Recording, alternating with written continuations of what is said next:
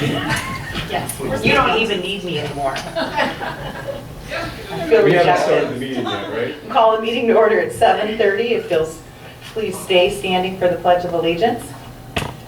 I Pledge allegiance to the flag of the United States of America and to the republic for which it stands, one nation, under God, indivisible, with liberty and justice for all. Mr. Secretary, roll call. Art Khan. Here. Gerald Lewandowski. Here. TJ McLaughlin. Here. Pamela Lowe. Here. Bruce Reed here. Robert Rizzo. Here. Daniel Begary. Here. Thank you. Approval of the agenda. I make a motion to approve the agenda for September 16th, 2019 as submitted. Second. All those in favor of approving the agenda as submitted, say aye. Aye. Opposed? None. Public comment? None. New business items. Discussion of zoning ordinance amendment, section 50.304.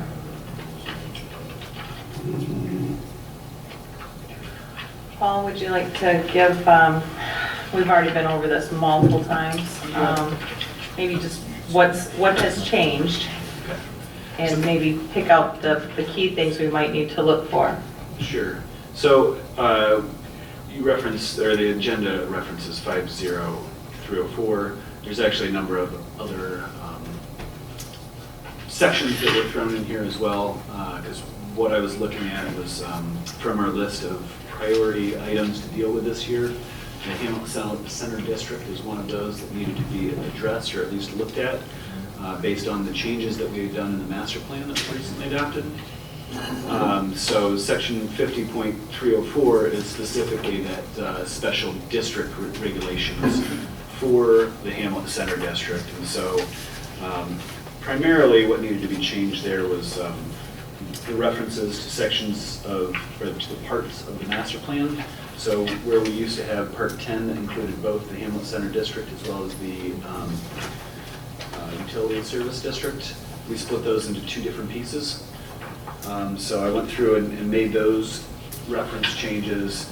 I also attempted to clean up the language just a little bit by adding some more details about what we want to see with a two-family home and a duplex. Excuse me, the requirements for the single-family home, but then we added two-family home, duplex, and townhomes as consistent with the direction from the master plan. And so then also needed to update the table of uses to allow for those two uses to be included here, and then updated the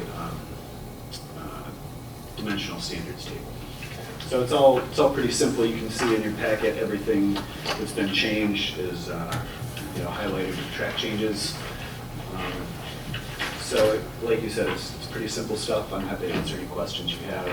I did include a copy of the section of the master plan that deals with the Hamlet Center District, just to refresh you all on kind of what that says.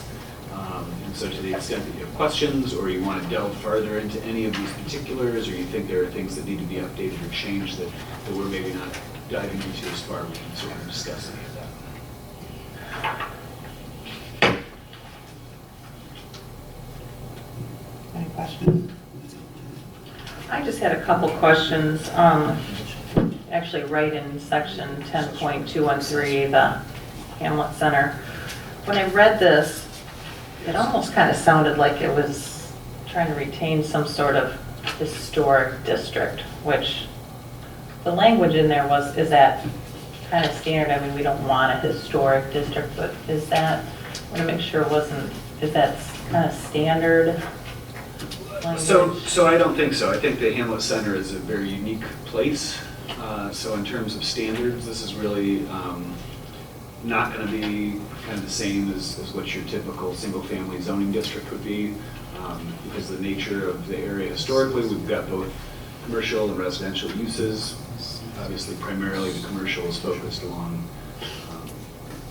6 Mile, but the, I guess, sentiment or the notion that we see in the master plan is that it is unique and historic, so it's been around for a long time. And so I think everything is kind of geared towards preserving, or in some ways maybe even recreating the historic feel to the area. So I mean, if you look around the neighborhoods, a lot of the houses are more modern, but I think the intent is, we've got some historic pieces here, like the store across the street, and so the idea is to try to emulate that kind of look and feel. Okay. And then, I had another question. It was probably about page 13, but they're not numbered, but it's right after all the charts. Okay.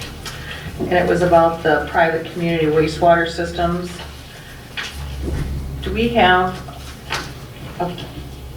the private wastewater system? Do we have an ordinance around that or for that? Supposedly. I've been working with the township attorney to figure out where that is. And the belief is that we do in fact have an ordinance on the books. I have not engaged with it. Okay. I would like, if we haven't, I would like to put that on our list, our bucket list, to see where we are with that, and just ensure that doesn't get lost. I think with the way things are moving and development is moving, I would just like to ensure that we have something clean.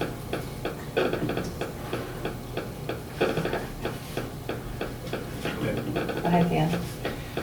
I was just gonna talk about Hamlet and how we were going to do the streetscape and all of that. Could you kind of give us your impression of what happened with that? I mean, I know that there was a determination of, well, maybe it should cost this much, which I don't know where that figure came from. And then the contractor or something roughly just said, well, no, it's going to cost twice that. So then all of a sudden it's dead. And I'm just wondering how we determine the first figure, and then how, in other words, if you go to buy a car and they tell you, you think, well, I can get the car for $1,000, but the car is $2,000, don't you still want the car? I mean, if the $2,000 is a fair price. Well, I can't tell you about the decision to purchase or not because I don't deal with budget. I do know that the original estimates were well lower. I mean, it's essentially what you just said. But where did those estimates come from? Those were based on unit prices from jobs that had been done previously. And so by the time we got through the engineering design and went out to bid, unit prices for everything had really jumped. So I mean, it's not necessarily my bailiwick, but It just, we put so much work into that Hamlet.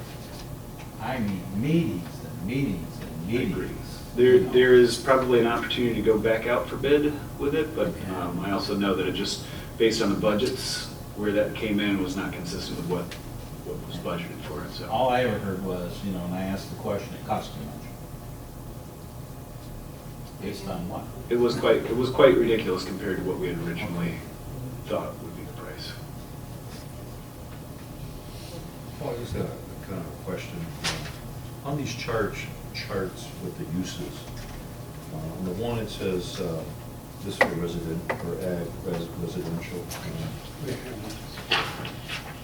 It's. So uses is, Oh, so this is, the charts are strictly for the hamlet, or all of, these charts are for all of Salem Township? Everything, yep, so Yes. across the top are all the zone Yeah. categories. And then Okay, you have the uses. HC up there, okay. Mhm. So the question I had was like, you're allowing permitted use in the ag residential farms for production of food, feed, or fiber, also sock farm, but yet landscape business is not permitted. Landscape business is a conditional use in the AR district. Well, on this, okay, on the, okay, conditional use, okay, so it depends on circumstances. So, yeah, with any conditional use, it's something that's likely acceptable use in the district, but you have to come in to the planning commission, not only with your site plan, but also with a special use permit application. Okay. And it gives you, as the planning commission, the opportunity to go through the specific findings from that conditional use section of the ordinance, just to ensure that everything that they're proposing is going to be compatible with the neighborhood. And it also gives you the opportunity to place additional meaningful conditions on the use if you find those to be necessary to make it compatible with the neighborhood. Gotcha. The other question I had was the offices for business, offices for a plumber, electrician, or similar skilled trades would not be permitted in ag residential? Where did these originate, I guess? Are these coming out of our current? These are coming out of our... Yeah, this is your existing zoning ordinance. The only changes that you, anytime you see changes in front of you, they're proposed, and I always do them with track changes, so you can see what's marked out and what's added. So in that one, then it would not be a permitted use just to have an office? Correct. If you were an electrician working out of your home in a small business, or a plumber? Correct. There is a provision to have a home office, Yeah. but that's different than having like your, so I mean, if you're a plumber and you've got a shop someplace where you keep your tools and supplies and everything like that, but you're gonna run your books out of your house, that's just a home office. There are limits on it, because I remember we talked about this, like, you could only have like maybe one employee or something like that. Well, so that's a home occupation, and that's only permitted in certain districts as well. So there's a difference between having a home office, that's just you know, you've got your phone, your desk, that kind of thing. You don't have clients coming there, you don't have equipment stored there, you don't have your workers coming to pick up their vans or anything like that. That's just a home office, and that's permitted anywhere. If you have a home occupation, then that's where you have a limitation on the numbers of employees, you know, whether or not you can have trucks parked there, that kind of thing, and that's always going to be a conditional use.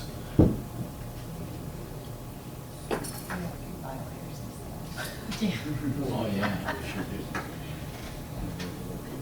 That's what it goes. Yeah. The landscape guy. Yeah.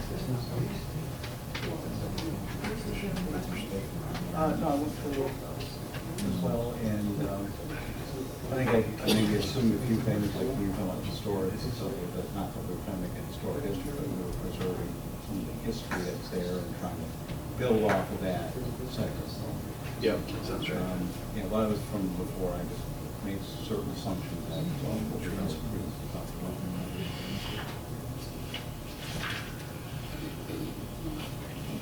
What about,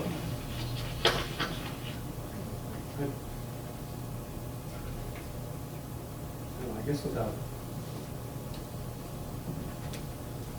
getting more into the description, I guess a couple of these just kind of kick out. What is it, let's just go with the very first one on the first page, and pardon me for that, what's it, agricultural service establishment? So you're talking about the use table. You want to get into some of the details of the use table? We have uses, and then we say rural uses, and then we get to say where they're used, and Yep. So the agricultural service establishment, I believe, is something where you would be like processing or,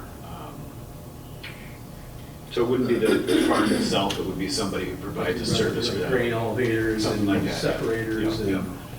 I don't know, now there's something separate for farm implement repair, so yeah, it would be more something along those lines. And then if you see the use So standards. it's permitted absolutely in a business area, but we're saying in an agricultural residential area, an agricultural service establishment would be conditional. Yep. Yeah. I mean, I don't know, I mean, this was, I slept since we went through this last time, and Well, so we're really not going through this in its entirety. The reason that I put this table in here is because there were a couple of uses that were suggested to be permitted based on the master plan. And so those are the only two changes that I did in this thing, was for the townhouses and the duplexes. To the extent that we could go through and do an audit of the entire zoning ordinance, that's certainly something we could do. The intent, as we laid it out, was really just to clean up these kind of immediate needs that we had based on the direction from the master plan. if we want to go back through and do more of a kind of whole-scale audit of the zoning ordinance, that's a pretty big undertaking, and that would be something that we'd want to discuss with township board, et cetera, to make that determination.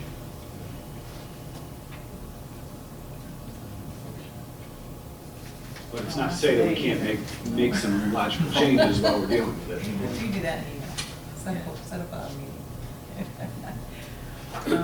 I actually had another question about, I think it was the very back, about the industrial. Let's see if I can find it. All right, while we're looking for this, if you look at page 40-3, 40.101 has a use description of that agricultural service and farm supply. The one you were asking about. So on page 100, industrial development, it's the page right before the map, the future use map. We're in the master plan now? Yeah. I guess looking out, what happens like when that's done? Where do we go with that? I mean, because nobody, really wants to have an industrial place right in the middle of town. I don't think it should be more appropriate located. But let's say, like, if that were done, would that area be rezoned? Like, if say the business was over or done or went under or anything like that? Is that what would happen? So if the intent was to reestablish some different uses here, or to get rid of the industrial altogether, then we would want to update the future land use plan to show what we would want it to be in the future. I think the discussion that we had at the time when we were looking at updates to the master plan was that these are existing, they have been zoned this for some time, they're owned by folks who are utilizing them for the intended purpose. So it wasn't likely that anybody would come in to rezone that themselves, even if their business stopped. They'd probably want to still sell that property as industrial property because it's worth more to them Okay. in that fashion. I was just thinking future land, blah, blah, blah. Okay, I'm good. Airport property, so like industrial, right? Correct. Any questions? Yeah, can I ask you about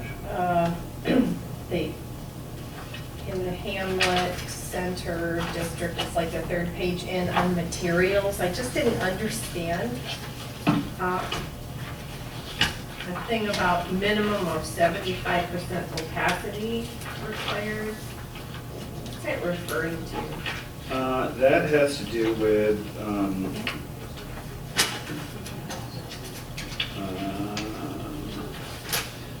with the visibility. Like, so the requirement would be that you have windows on the ground level, so that would be like storefronts along 6 Mile. Okay. So that you would have to have at least 75% of the wall space be visible. Window? Yeah. So, like if you had a shop or something, you wouldn't want them to fill the whole, because you want to have this kind of visual interest as you're walking down the street in the commercial area. Keep you from basically filling in that street wall with either signs or a wall. It's more interesting to look into a storefront than it would be just looking at a wall. Okay. And then the next sentence, the whole thing, the exposed exterior surface shall be calculated to represent 100% of the exterior wall surface. Can you translate that for me? Yeah, that one was a little tricky for me when I first read it, because this is the existing 100% of what? language. Yeah, windows and doors is 100%. How would it be any different? Right, so I don't know that if maybe at some point there was some confusion about how these things were calculated and somebody wanted to take the windows and the doors out of their calculation, so I just assumed they'd leave it. So in other words, that if you've got a wall front, it might have, 2 doors and 4 windows, that all is calculated together for 100% of the wall space. It's like, how can it, How could it not feasibly be? ever be calculated at less than 100%. Well, I don't know. I mean, I can look through different ordinances that I've been involved with throughout the years, and I can point to the very specific language and know the specific circumstance in which developer you had to write it very explicitly for, so that you, TJ, where are you at with this one? It's like the third page of the Hamlet Center District, This page number? where there was changes made, no, there's, the very last page of the packet. and it's in green under materials.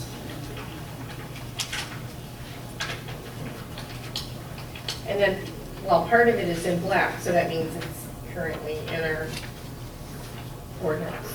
Correct. Just don't understand it. I just added the street frontage part because I didn't think it really mattered. It didn't have the street frontage, and I assumed that that was the intent. So that first sentence under materials, building facade treatments shall provide architectural diversity and visual interest at a human. Scale should still be in there. Okay, Bruce got that one for me. okay.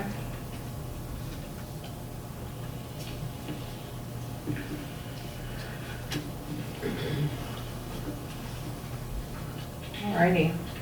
Okay, I think what they were getting to is like if you have a footer coming up or a stone foundation or something coming up on the building, that is counted. It's not like saying from that stone foundation that comes up like 2 feet, from there up is considered as the denominator for your fraction of opacity.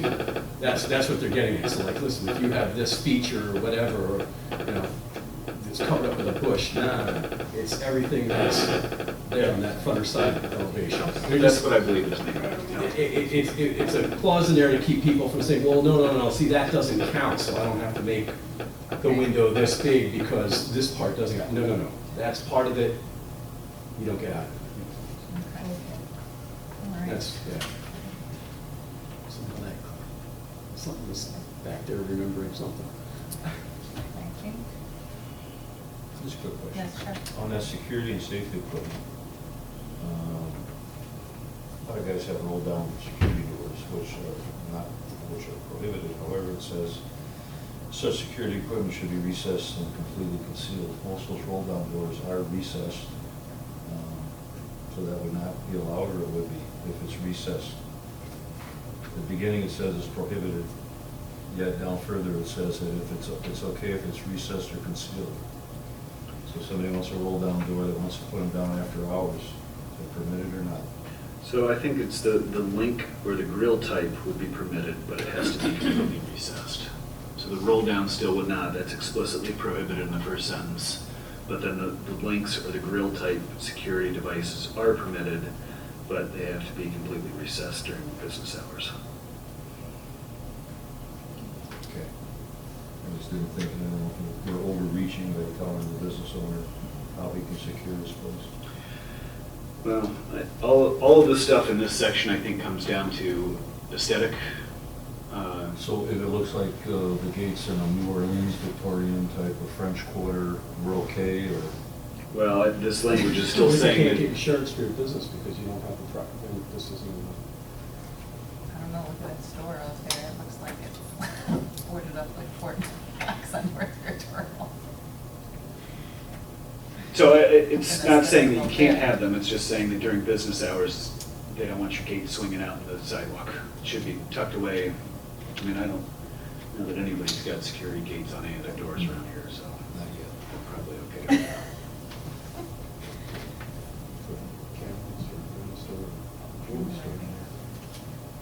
Any other questions? I think we're good. Okay.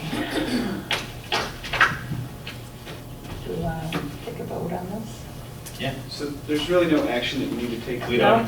Um, I really just wanted to introduce it to you. We've introduced a number of sections. The next step would be to hold public hearing, put Oh, all that's these right. sections together, and ultimately you guys would make a recommendation to the township board. So there's a couple other pieces to put together, but as soon as we're done doing that, then we would work to schedule a public hearing. Depending on what we have coming up in the next couple of meetings, it might be the appropriate time to do that.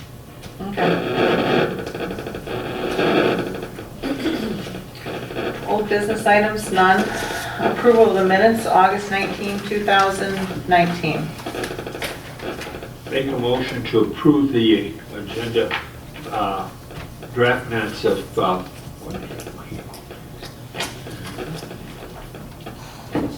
this current month, approve the August 19th? August 19th, 2019 draft as submitted.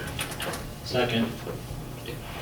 All those in favor of approving the minutes of August 19, 2019 as submitted, say aye. Aye. Opposed?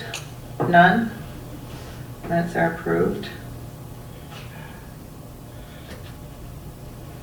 Reports and correspondence, Board of Trustee. None. CBA.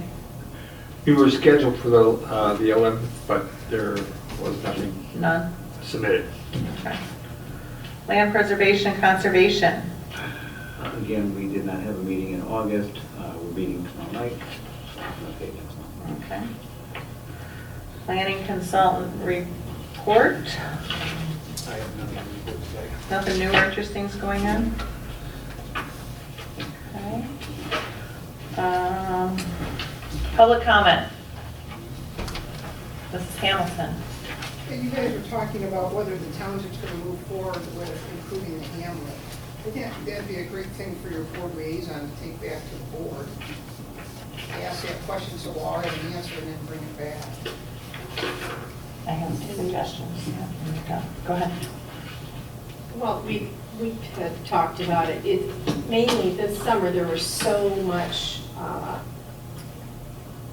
demand for all of these companies, and prices were up about 30%. So we decided it'd probably be better to just wait until demand is going down before we go out again. Prices typically don't fall. How many bids did we have? I don't remember, it's been quite a while since we did it. Two? No, we have to have more, We had two. so. Supposed to have three, Okay. right? If you can get it, but you can't always get 3 bids. Sometimes, from what I understand, which is very little about this, is sometimes the engineering's cost and price can be way off too. So, yes, Linda. When the library did its addition, we hired a construction manager. He actually handled our bids for us. And so he was able to go out into the workplace because that's what he does. He was able to get the best bid. And in spite of an economy where there's a lot of building going on, we were able to do our project within our budget. So that's something the township might look at, is to get a construction manager who specializes in the type of project you want to do. And they have a relationship with these businesses because that's what they do. And they might be able to, it's still going to be, I'm sure, more than your budget, because when there's a lot of building going on, prices go up. When you have tariffs on things, prices go up. But typically, prices don't go down. So if you just keep saying, well, we're going to do it in the future, it's going to cost more. Okay, thank you. Chairperson comment. Received notice of intent to prepare an amendment to the Canton Township Comprehensive Plan. So that their master plan, probably. Okay, and Bruce had printed off this Crane's Detroit Business article about solar panels could be cash crop for farmers. And I know there's been articles out there about, or at least one article about how the state reintroduced subsidizing for solar energy on, was it government-owned land or just? That article was specifically talking about an allowance for doing that on land that had been placed into the farmland preservation program. Oh, okay. By putting a hold on the farmland preservation for the extent of time while they might have the solar panels there. Okay. But anyhow, it's kind of stuff up and coming. We shall read that. That's it. Other than that, We're adjourned at 7:59.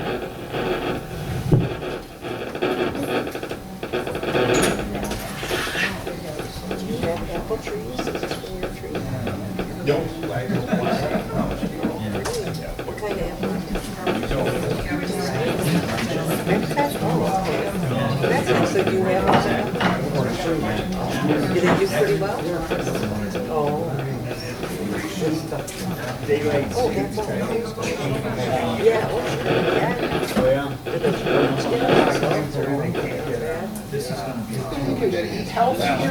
No, he gave it to me. Right, no. When you didn't see me bite it. But that's a pretty apple. It's better than Spanish coffee. Gotta watch him. Yes, he does. Soon, of course, you have more